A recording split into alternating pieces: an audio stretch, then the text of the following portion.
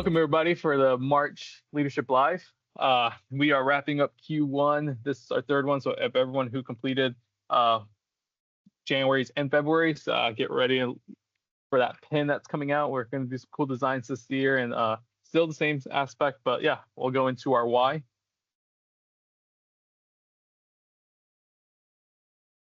And our why, we always start off in the meeting, and it's to, let's see, it's loading. There we go. To multiply the blessed opportunities that have been placed into our trust.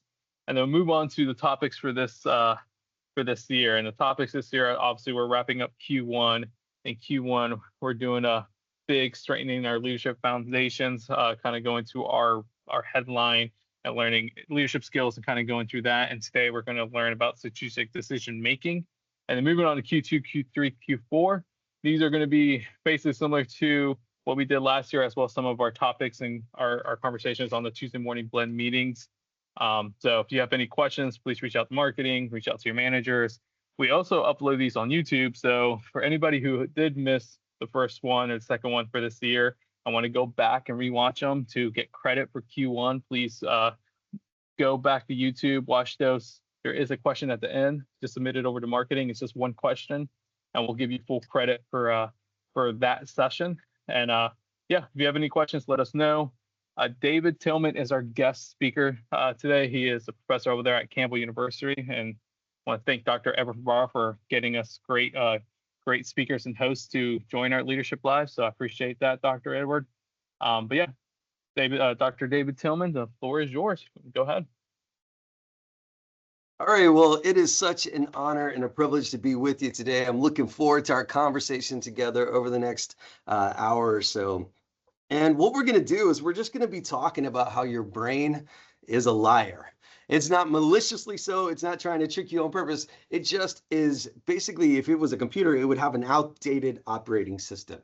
And so being a leader strategically means trying to do something that's conscious of the fact that you have this default bias. In fact, you can imagine it, like, think about it this way. If you had a time machine and you went back in time and grabbed a caveman and brought him into a business meeting, he would struggle to help you make business decisions. The thing is, your brain is still pretty much wired like his. And so what we're going to talk about today is how to stop thinking like a caveman and start making smarter, more strategic decisions as a leader. Now, if I'm going to be talking about how to outsmart your brain, you would be reasonable in asking the question, who is this guy? So my name is David Tillman. I'm the chair of public health at Campbell University. I'm by training, my PhD is in social psychology. So I spent a lot of time thinking about how the brain works and how we make decisions as an individual and also as a group, thinking about how organizations do that.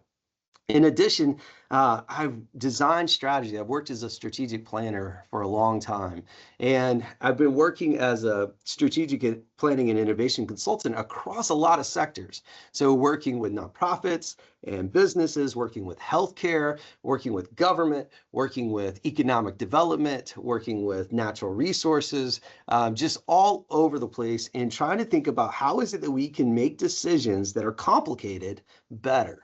And then in addition to that, my work here at Campbell in working in public health is also strategic. And so I've, as an example, in our county, I've been working on the overdose crisis. And in the last 2 years, as a result of our strategic work together, we've reduced fentanyl positive deaths in our county by 72%, the second highest reduction in the state of North Carolina. How did we get there?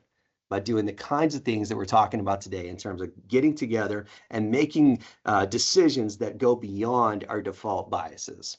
So let's jump into it. And what I want to do to jump into it is to tell you a little story about my son. I have a son who's about to I'm thinking about him a lot because he's about to graduate college. I don't know if any of y'all have adult children who are reaching that time frame.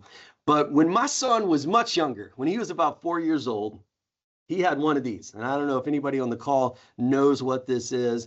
10,000 extra bonus points for anybody who can put the name of this in the chat before I say it. No takers? Okay. It's an albino Pac-Man frog. And when my son was small, we were walking through this pet store. He's a pet lover. And we saw the little tank full of these albino Pac-Man frogs. And in a moment of weakness, as dads sometimes do, we walked out of that pet store with this frog and a tank and the moss and everything that goes along with it. And my son named his frog, his pet frog, Buddy. And Buddy became his best friend. I mean, my son took care of this frog, would feed the frog, clean out its tank. My son would pull a little chair up by the tank and sit down and talk to Buddy the frog. He really did just have a little friend in this little amphibian, which was great until one Saturday morning. One Saturday morning, I walk in and I'm waking up my son. My son has a soccer match a little later that Saturday morning. But as I look over, a glance at Buddy's tank, Buddy is laying upside down and Buddy's looking less than alive. And so I'm like, oh no. So not knowing exactly what I was going to do, I just flipped Buddy back over and pushed some moss around him and hoped that would buy me a little bit of time to figure out how to deal with this loss, right? And so I wake up my son and we go to the soccer match. While we're at the soccer match and I'm watching him play soccer, I have an idea. And so I call the pet store and I say, do you have any of those albino Pac-Man frogs left? Because folks, if you've seen one albino Pac-Man frog, I feel like you've seen them all. They kind of all look like this. And so I talked to the guy, he says, I've got one left. I said, put it in the back. Please, I will be up there shortly. And so he did. And I found an excuse after the soccer match to head up to the pet store. And I got a frog that to me looked exactly like Buddy. And I brought him home and very like spy made the switch. New Buddy for old Buddy. And then was the moment of truth for me to sit back and not look like I was waiting, but wait to see if my son Tegan would acknowledge this new Buddy as Buddy. And so I just watched and watched, and eventually it happened. It seemed like it took forever, but eventually it happened. And he looked in his tank, and my son made a weird face, and I was like, oh no. And he goes, Buddy? Buddy? Daddy! Buddy came back alive! What? Came back alive! Buddy came back alive. All right. Well, isn't that great? Y'all see the problem that I had created as a dad? This is not good dadding. Not only for that moment, but for the future. We're never going to be able to bury a pet at this point, right? What was my mistake as a dad? Well, I don't know if y'all remember that old movie, A Few Good Men, where Tom Cruise has Jack Nicholson on the stand, and he says, I want the truth. And he responds, you can't handle the truth. My mistake as a father was not allowing my son to be able to handle the truth. So my question for you is, can we share some hard truths today? Because I'm going to hopefully challenge you to think deeply about what the truth is about the way in which we sort of default in our work. See, our brains weren't designed to be neutral or logical. They're designed to keep us alive. And that means that it operates in biased ways. We make snap judgments. We discard or ignore things that are sort of inconvenient truths or inconvenient facts. Not only that, we assume that when we have an impression of something, we kind of stick. It's hard for us to let go of that impression. And the three things that I just talked about are basically brain shortcuts that have evolved over time in forming the way that human brains work. And it's not random. See, when I told you first that we are scared of taking risks, that's because when early on in our survival, we realized that when we take bad risks, the consequences can be absolutely catastrophic. And so we evolved to be real scared of risk. And then when we develop this thing where we tend to go along and get along with people, that shortcut had a purpose too. It helped us develop bonds that were important for survival. We've survived better with our tribe. And then our attachment to sort of our first impression about something, it helped us as well because we can't learn all the time. So it helped us be able to make fast decisions and put the world into categories that helped us sort of navigate it. It wasn't random biases. These shortcuts served a purpose, but the problem is that it evolved to help take care of us as organisms But now that we function in sophisticated organizations, and you're on this leadership live call to think about how can I aspire to be a stronger leader in my organization, those same things that helped you as a caveman can really get in the way. And so what I want to do is to share with you some hacks that can help you, one, just recognize if your brain is operating in this way, it's not because you're not smart. It's not because you're not a good leader. It's just because you're human. But as humans, recognizing that we have these brain shortcuts, we can attach ourselves to leadership processes and team dynamics that help us not think like a caveman. And that's what we're going to focus on for the rest of our time together. And in fact, we're going to boil it down to just those 3 biases that I've kind of already mentioned. So let's get into what these things are and then what we can do about them. And the first is called loss aversion bias. And loss aversion bias is, I want you to take a look at this picture here. So I actually created this picture so you could get a feel for what cavemen experienced and why this benefited them. Imagine that you're that caveman and you approach a T-Rex nest. What does your brain need for you to think about? Well, I'll give you a hint. It's not omelets. When you see a T-Rex nest, you should not be thinking first, I'm gonna fry these bad boys up. You should be thinking first, T-Rex. And the reason you got to think first T-Rex is because the risk of being lunch for the T-Rex or breakfast for the T-Rex is so much greater than the benefit you'll get out of one of those eggs. And so our brains sort of evolved to go, you know what? When I see that, I'm thinking T-Rex mama, I'm not thinking about omelets. Now that's very valuable to our caveman ancestors.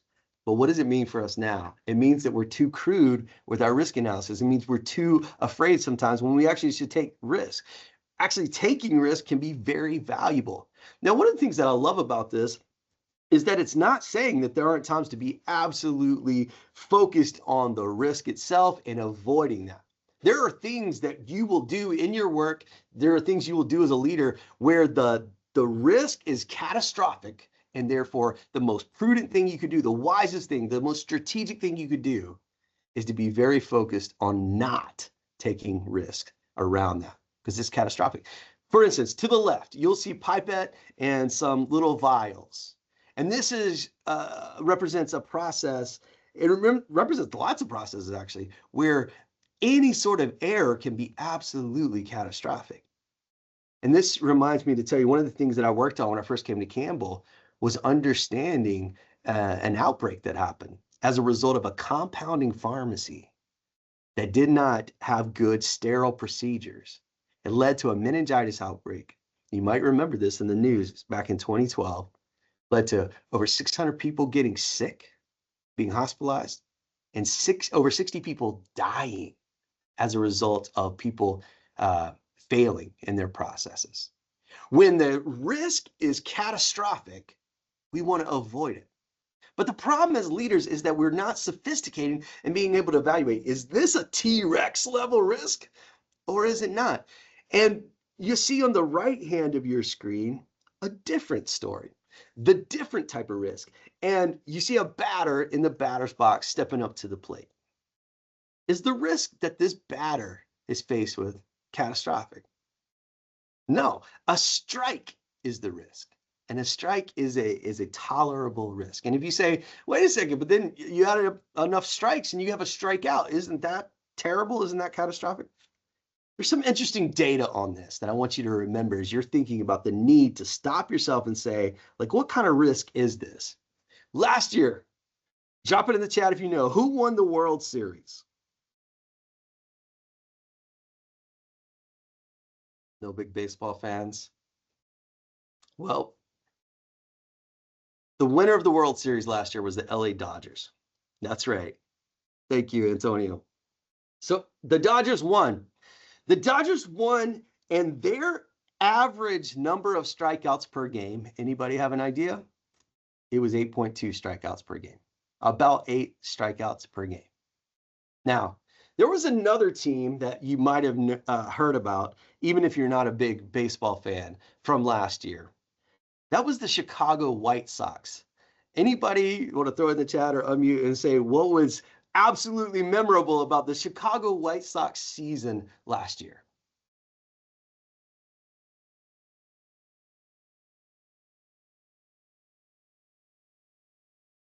Yeah, so Timothy's got this one. Yeah, the Chicago White Sox had a season that was historic because it was the most games lost. Parker, the worst record ever. Now, if you remember the data I just gave you, the Dodgers had about 8.2 strikeouts per game. How many strikeouts per game did the historically bad Chicago White Sox have? 8.6 strikeouts per game. About 8 strikeouts per game. Not even a full strikeout difference in their average strikeouts per game. Why? Because the winning and losing in baseball is not about whether or not you swing at that moment.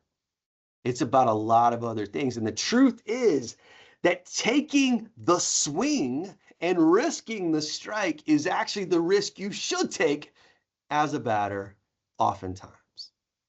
And understanding the difference between catastrophic failure and strikes, where if you take the risk, it might be a home run, it might be a hit, it might get somebody else home. That's really important in terms of strategic leadership. So the question to ask yourself in terms of trying to put yourself in a situation where you're not thinking like a caveman, but you're being more sophisticated about it, is think about the consequence of failure and ask yourself, if we get this wrong, is it T-Rex or is it a strike? Because the truth is, and a lot of people are like, failure is not an option. That can only be applied to certain situations. Failure is not an option if you're running the compound pharmacy's sterile processes. I agree with you. Or if you're making the parts that go into brake systems. Yes, absolutely. It should be defect-free. But I don't want a batter stepping up to the plate going, failure is not an option. He's not going to take the right risk to get us runs.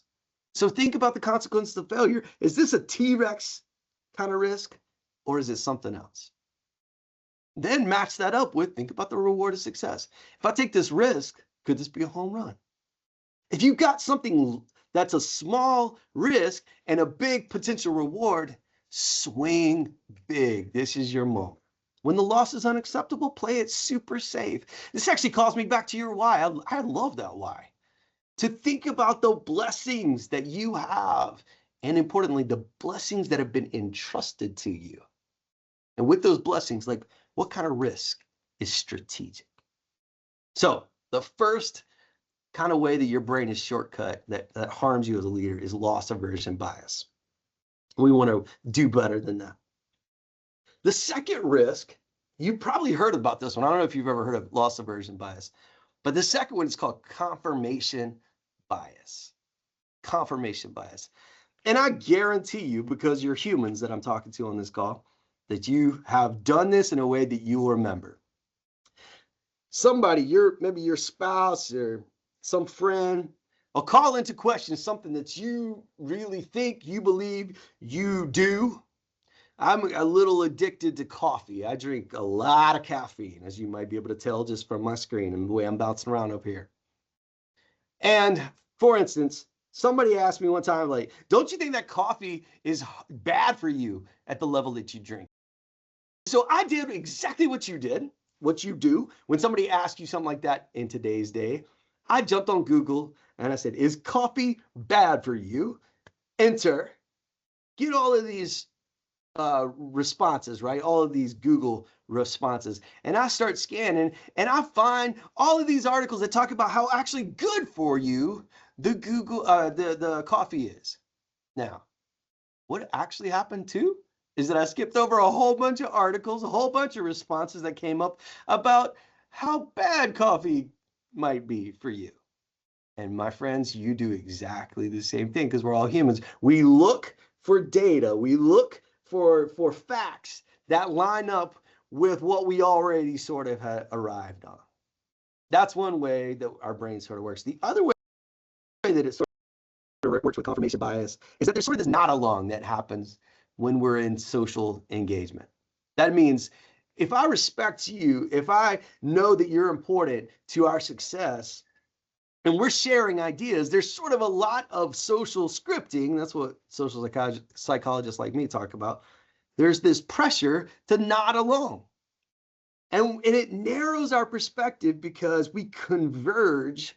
It's called convergent thinking. We converge too quickly to sort of support something that is sort of the initial idea. Now, I want to take us to the Pride Lands. There's been a whole bunch of these movies since, but y'all still remember the 90s Lion King, I hope. And Mufasa takes Simba up to Pride Rock, and they're looking over the whole vast land. He says, everything the light touches is your kingdom. And what does Simba say? Like, what about that shadowy place over there? And Mufasa goes, Simba, you must never go there. All right. Unfortunately, many leaders run meetings like that. My followers, you must never go there. My team, you must never go there. You must never, as the kids say today, throw shade on the ideas. In fact, you can get a really bad reputation if you just are in meetings or in your teaming processes, if you're throwing out reasons why something might not work. Debbie Downer, you're always criticizing. What's Eeyore doing in this meeting?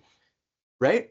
But the truth is that there can be a lot of benefit to this. By the way, you know the other people in the meeting too, the other people on the team. Don't put them in the chat, please. That'll harm your team dynamics. But there are some people who come into meetings and all they ever see, come to work, and all they ever see is the sunshine. And what I would encourage you to do is to think about the value of both. The sunshine, why this might work, what it would mean for us if it worked. And the throw and shade, the shadow, the questioning. What should we think about before we make this decision? Why might this not work? Somebody needs to be in the conversation trying to break it. If it's a good idea, if it's solid, it will stand the stress test. Unfortunately, confirmation bias allows us to make decisions and settle on ideas too quickly that haven't even been stress tested. When we put ideas up and then structure sort of instead of convergent, can we all agree? Nod along. Instead of doing that, structuring divergent thinking, saying, all right, I need some reasons that this might not work. Let's try to break it.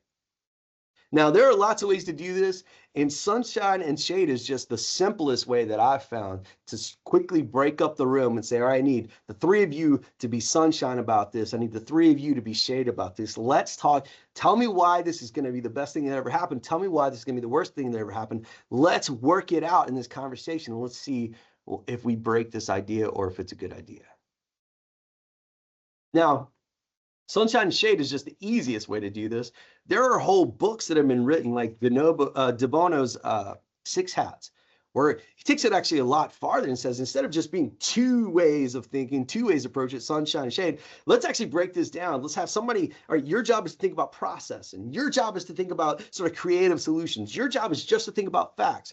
Your job is to think about the benefits. That's kind of like the sunshine. Your job is just to think about the sort of gut stuff, the feelings, that emotional piece. And then the black hat ends up being like the shade. Your job is to be cautious.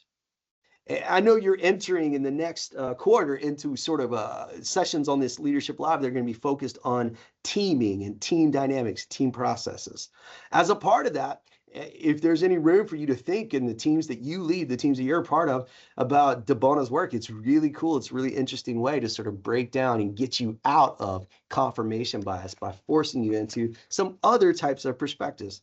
By the way, whether you use 6 hats or whether you use a simpler approach like sunshine and shade, it's also really fun to take that person who's just naturally, just personality-wise, Eeyore, and assign them the role. For this meeting, like, you be sunshine, and to take that person that just lives on rainbows and unicorns and say, all right, your job today, you're going to be shade. Let's talk about this idea.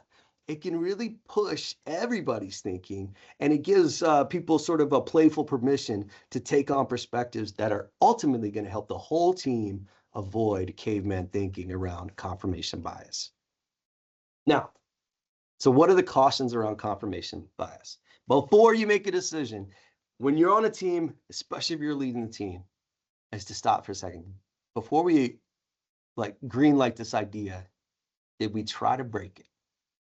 Did we take a moment and try to break it? And the second big caution is, did anything slow down the nod along? Because I hope you hear from the social psychology and the sort of evolutionary look at the way in which our brains work, that there's a lot of pressure on you as a social animal to nod along with other people in groups that matter to you. So you got to be very deliberate to slow that down and invite in a disagreement. Now, some of y'all are just like naturally disagreeable people. My favorite saying is on the screen there. I could agree with you, but then we'd both be wrong. That's not relationship advice, by the way. I might get in the way. The third and final bias that I wanted to talk about, that your caveman brain was sort of evolved to have, but doesn't serve you very well strategically, is called anchoring bias. And as soon as I start explaining this, you're going to know it, even if you don't know that term, anchoring bias. But let me tell you a little bit first about where it sort of developed. How did we get here? And the deal is that we got here because if you're a caveman and you're approaching this shrub that has berries, and it has red berries, and the last time you ate red berries, you got really sick. Anchoring bias is that mental shortcut that says red berries, bad, because of that initial experience that you had with them. And that's really, from like a survival standpoint, really helpful for our caveman ancestors to go red berries, bad, keep on moving. I don't need to experiment again, because experimenting again might leave me all night throwing up, all night bent over. So red berries, bad. Now, of course, a more sophisticated type of thinking needs to kick in at some point to be able to differentiate raspberries from hollyberries. But the truth is, the shortcut is a survival instinct to say, I'd rather not have the good berries than have the bad berries. It gets back to the loss aversion. But it's a different thing, and it says basically the first impression that you make sticks with you. Now, y'all all know this from just meeting people. You meet somebody and they have sort of a weak handshake, or they just, the way they introduce themselves is kind of odd, or something about the way in which their nonverbals are just hit you the wrong way. It's oftentimes really hard to shake that. That's the reason that we have that little cliche that you only get one chance to make a first impression. Why? Because those things can really matter. Now, it's also, by the way, anchoring bias that brings us the whole concept of a sale. I want you to think about this for just a second. Why do sales exist?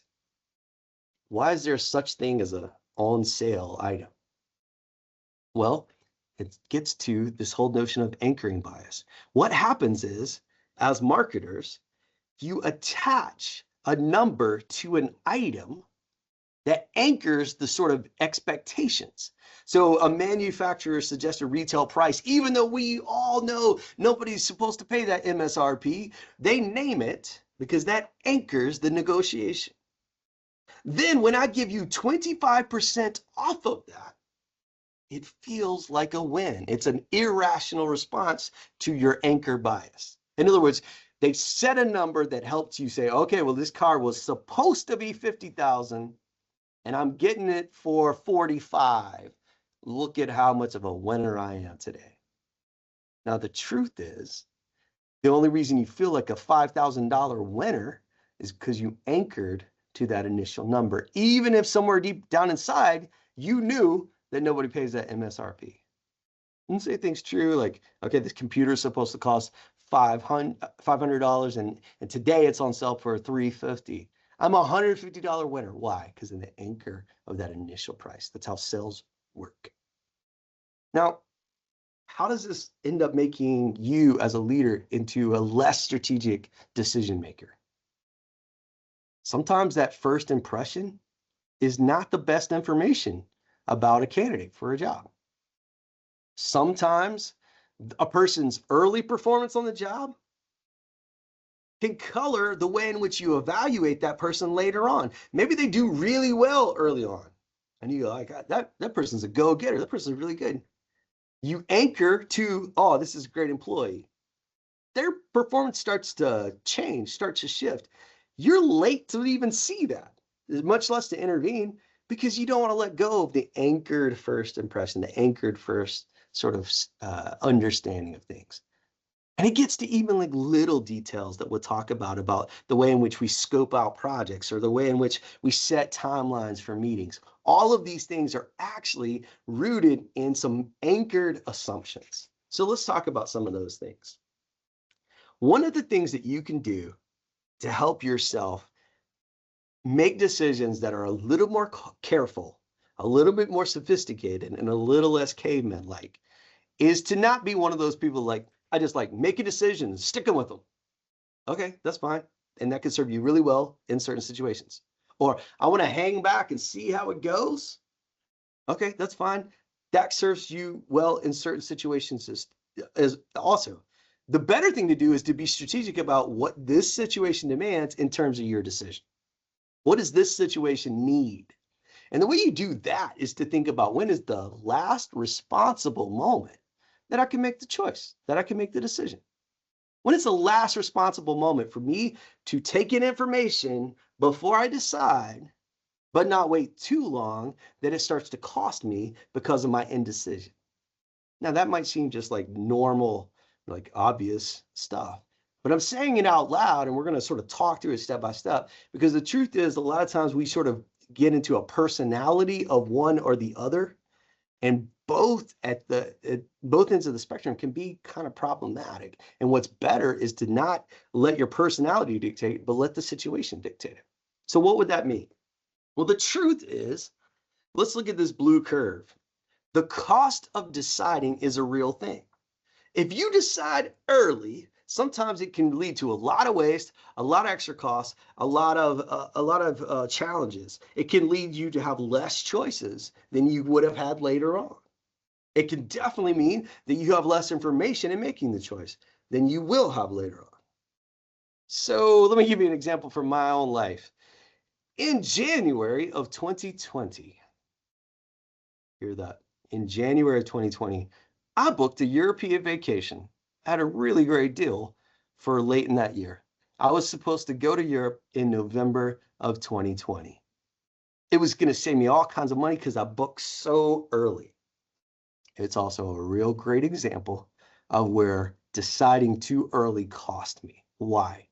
Well, I've said it several times over and over, hoping to cue you into the year, remember 2020? Booking a European vacation for 2020 ended up being a really bad idea. Ended up being a real headache for me. Ended up costing me a lot because, as Crystal just confirmed, COVID happened, and travel, particularly travel out of the nation, was a real bad idea for a long time. So I decided early because I thought, you know what, I'm just going to make a decision. I'm going to get to look forward to this all year. It's going to save me a little bit of money. It ended up costing me a lot. Now, this doesn't always happen. Sometimes, you know, COVID doesn't mess up your travel plans, but the truth is always there that they're making the decision early means you have less information and potentially cost you. And as you get longer in time, the cost of deciding because of the lack of information gets less and less. Now, there's another side to this, though. What about the cost of deferring? What about the cost of waiting too long? And I want to give you another business example. Let's say you're going to add a member to your team. Let's say you're pretty sure that you need an additional person. And you've got a stack of applicants, and you start working your way through those applicants, and the second person that you interview seems fantastic. But you want to give the process more time. You want to make sure that you've evaluated all the candidates. You sit on it for a little while, seeing if an even better person comes up. And then eventually you come back around and say, nope, I think we should go with number 2. The truth is that as time goes, the cost of deferring the choice also begins to rise, right? And what could happen, and certainly has happened in my experience, and has even happened with somebody trying to get me onto their team, is that they waited too long. And by the time they came back around to me and said, you know what, David, we want to offer you a job, I was already working for somebody else. It was too late. Because as time moves on, your choices can become limited by the fact that some of those opportunities will go away. So how do you do it? Then I'm telling you, I'm talking out of both sides of my mouth. I'm not. I'm saying this is a sophisticated way of thinking about it. And when I'm asked to make a decision as a leader, what I should be thinking about is, what is the right time to make the decision? What is the last responsible moment when the cost of deciding comes down to meet the cost of deferring? Decide then. It's the best you can do. You're never going to have all the information, but you want to wait till the right moment. Now, how can this work itself out? It can mean, for instance, this happened to me last week. Somebody said, hey, could you send that to me next week? I could have sent it to them this week. They asked me that last week. Could you send it to me by the end of the week? Yeah, I could. But I also knew that there's likely to be no cost if we spend a little bit longer thinking about this and scoping it out and waiting to make the decision. So what I asked him is like, what if I send it to you at in mid-April? Does that harm anything? I said, oh, absolutely not. What have I just done? I've given myself more time. I've given my team more time to get information in a way that did not add any cost to the deferring of the decision. In situations like that, you want to push it out because the last responsible moment is in the future. And there's no reason to just anchor to the first date that they throw out. Let me talk to you about something that's more like just basic to the way we work. We anchor to things too, like, hey, let's schedule an hour for a call. Are you sure it's an hour-long conversation? Here's what the truth is. We know from social psychology. We think in terms of 15, 30, 60-minute increments for meetings. Oftentimes those meetings should be 17 minutes, 23 minutes, 42 minutes. But we anchor to these little calendar divisions. And then you've been in a meeting before where they shove 15 minutes worth of information into an hour. Why? Because we all anchored to the idea that the meetings happen for an hour. Be a better leader than that. Give yourself the moment to stop and go, what am I assuming? I'm assuming that meetings happen in these 15-minute increments. What if I instead said, hey, look, hold an hour for this meeting. The night before the meeting, I'm going to send you an agenda with a more precise time. Looks like this meeting is going to be about 40 minutes. Marked it out. Save a half an hour, but we're going to move through the agenda and we'll give you that time back. Those kind of decisions, instead of going like, okay, we've all marked it on our calendar, let's spend the hour. It can help you be so much more strategic with the way in which you use your time. One more example. If you're scoping a long project, sometimes when you came into the work, people start saying, okay, this type of project is a 6-month project. That becomes your anchor. And unfortunately, sometimes it's hard for us to let go of that first impression too. Maybe that 6-month timeline, maybe it never made sense, but maybe it doesn't make sense anymore because now you're using AI to do some of the work, or you've created some efficiencies with your team or whatever. If you're not conscious about it, you could still make that a 6-month timeline when in truth, it could have been a 4-month timeline or a 5-month timeline. But nobody's really thinking about it anymore because you've all sort of anchored to the idea that this type of project is 6 months. What I'm encouraging you to do as a leader is to just pause and go, what are we assuming? And make sure that what you're assuming, to actually be true. And then the second thing I'm asking you is to say, when does it start costing us to delay the decision? And when it starts costing you to delay the decision, you should make the decision before that. But up until that time, the best, most strategic thing you can do as a leader is actually to take in information. Now, I want to underscore something real quick. If you are a person who's sort of wired the other way, to be more of an analysis paralysis person, you might remind yourself that there is a cost to deferring. And maybe you take away from this chart that I showed sort of the opposite thing than the point that I was making originally. Maybe for you, the takeaway from this is to remind yourself that if I wait too long, my choices can diminish, and I end up having to take an option that would have been that's not as great as if I'd made the decision earlier. So you know yourself, you know your personality. Either way, you're probably wired towards an end of the spectrum, and you would do well as a leader to bring yourself back to the consideration: what is on time? Not too late, on time to make the choice. So as you're thinking about this, what I want you to do is to think about which one you'll be. We've talked about 3 different ways in which your brain is sort of shortcut. It has a hardwired bias, a default bias that served cavemen really well, but don't serve you well as a strategic leader. The first one was loss aversion, treating all risk as if they're T-Rexes, and then acting out of fear instead of taking the risks that are actually good gambles because the payoff might be a home run. Or the bias that leads you to look only for data that confirms what you sort of already believe and looks around the room for head nods instead of looking around the room for divergent thinking, looking around the room for people to help you make a better choice as a leader because they're stress testing the ideas. And then that third bias, which says, you know what? In a lot of ways, from a survival standpoint, trusting your first impressions can be really valuable. But strategically, you might want to put a little caution in those first impressions and make sure that what you sort of anchored to is still true. Those are the 3 biases that we talked about, some hacks, some processes you could put in.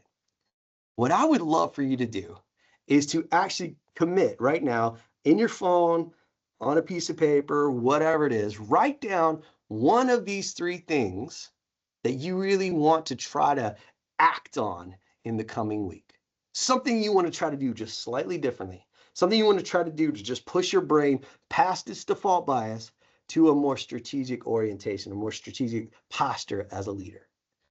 And then try it out. I want you to try to do it. And then what I'd love for you to do is to find me on LinkedIn. I'm really easy to find. And send me a direct message and tell me what happened. Tell me how it affected your process, how it interacted with your team dynamics, or how it gave you more confidence in what you were talking about. Think about what you want to try it out, and then send me a message about it.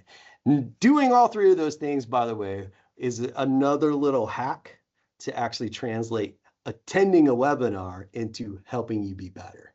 It's just a little hack to move something from being, oh, that's kind of a cool idea, to I'm actually better at my work now.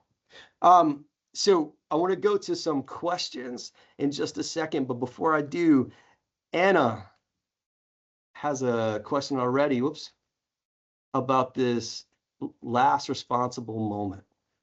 Happy to talk to you about that.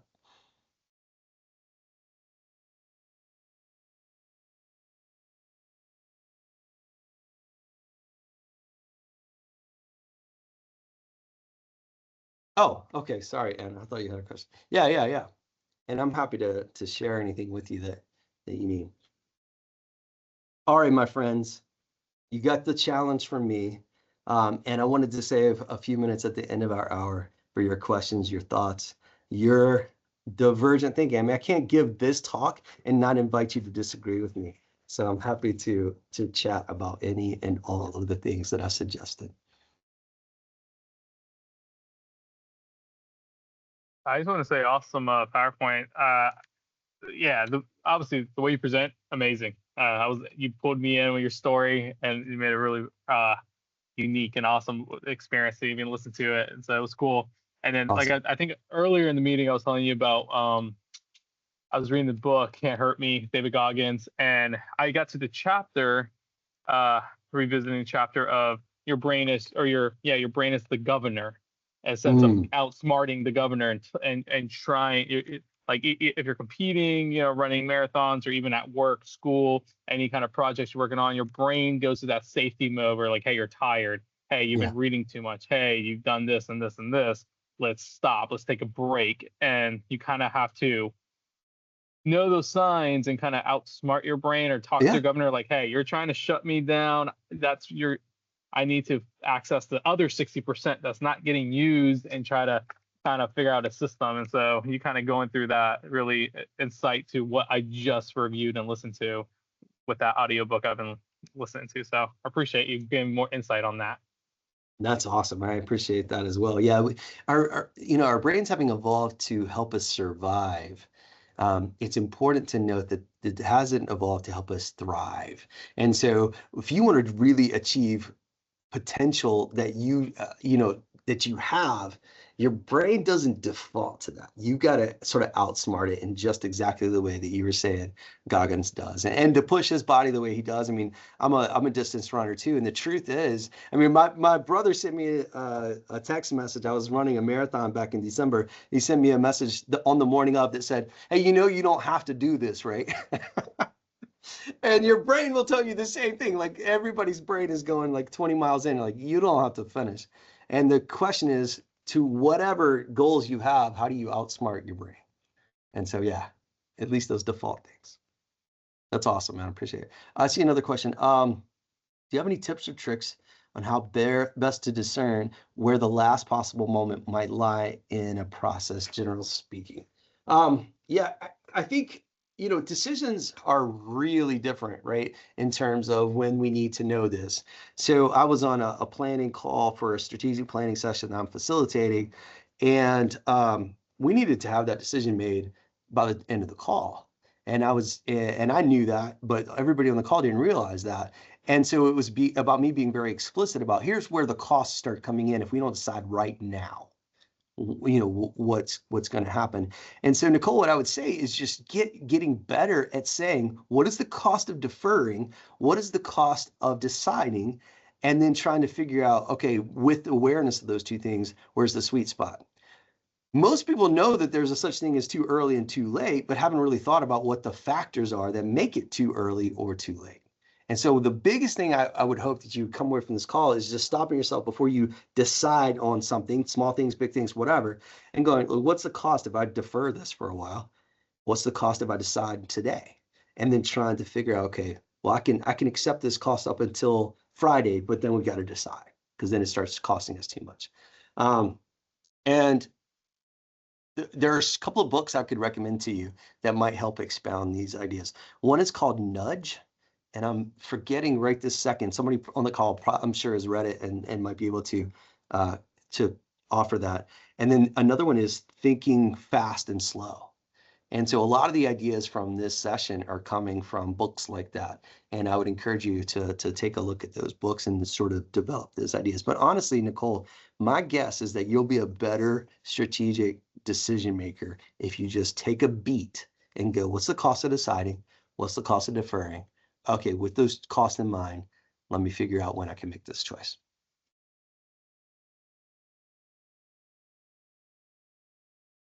And sometimes it'll be seconds and sometimes it'll be months before you need to choose.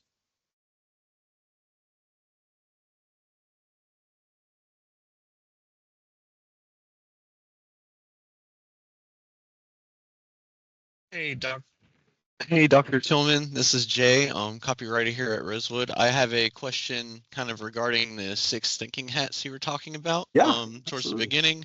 So I know you're talking about how some people just the way they're wired, naturally. Yeah. Some people are more optimistic, some people are more pessimistic. Do you have any sort of kind of exercises for, I guess, a person? That might be one way of thinking to start kind of thinking the other way. Any kind of brain exercises to get your thinking different, I guess, would be the question. Oh, you as an individual. Is that what you're saying? Sure, or anybody, generally speaking, like. Yeah, sure. I mean, I think as an individual, there are in DeMona's book, he sort of talks about the way in which, I mean, he's mostly thinking about this as a team dynamics thing, but he talks about the fact that you can you can't do all 6 types of thinking at the same time. We think that we can process all the good, the bad, the ugly, the creative. We can do, no, nobody can. nobody's doing all that at one time. And so he actually encourages you to sort of put on hats in the process of thinking through something complicated and push yourself to think sort of outside of your personality or your defaults. As a team, I sort of mentioned this as I was going through it, but I think I've found this to be so valuable on my team here at Campbell, when I'm working in strategic planning with, organizations, to assign people roles that do consciously, right? Me as a leader going, you know what, I'm going to let this person play to their strengths, right? This person was born ready to Eeyore. And so today, you tell me why every idea is a bad idea. This is your job to do. That could be very helpful. Letting somebody lean in, because you're also that's not going to be the only voice in the room, right? And so you're going to be allowing that person to sort of lean into their personality and then challenge assumption. And then the exact opposite can also be helpful to work on your team dynamics, which is to take that person who was born to Eeyore and say, you are sunshine and unicorns and rainbows today. So your job is to bring to our conversation the most optimistic perspective. And almost always there starts out with a little bit of sarcasm as the person, does this, and everybody in the room's laughing. Lean into that. Enjoy the laughter. Allow your decision-making process to benefit from the humor in the room, and then return to the person and say, hey, but let's look at the point that you're making. Let's look at why this might work out. Let's look at why this might be a home run. And so as an individual, you can grow it. As a team, you can grow it. So people become more comfortable putting on and off perspectives and less determined by however they grew up or their personality or their brain chemistry or their brain wiring, whatever. You want to be better than that. And so you can intentionally grow that in your team dynamics as well. Appreciate that. Thank you. Thank you for the insight. Yeah, of course. This stuff is fun to talk about. Other questions or thoughts?